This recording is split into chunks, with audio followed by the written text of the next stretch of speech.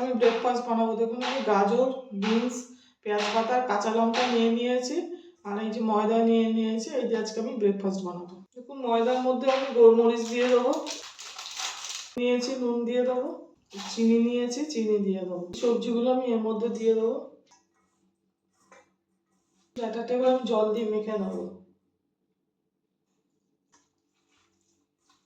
এখন আমি গ্যাস জ্বালিয়ে দিচ্ছি, ফ্রাই প্যান বসিয়ে দিয়েছি। দেখুন ব্যাটারটা আমি গুলে নিয়েছি। দেখুন আমি তেল দিয়ে ব্রাশ করে নেবো।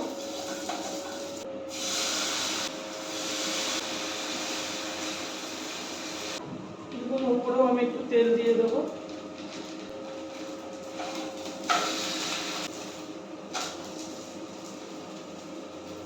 দেখুন ভাজাটা আমার হয়ে গেছে।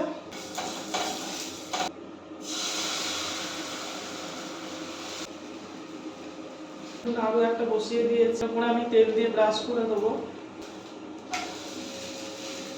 দেখুন আরও একটা হয়ে গেছে। দেখুন আমি সব সবজি দিয়ে পরোটাগুলো বানিয়ে নিয়েছি। এইভাবে বাড়িতে বানিয়ে করে খাবেন, ভালো লাগবে। আমি সস নিয়েছি, আপনারা তরকারিও নিতে পারেন। আর আমার চ্যানেলটা লাইক, সাবস্ক্রাইব আর শেয়ার করে দেবেন।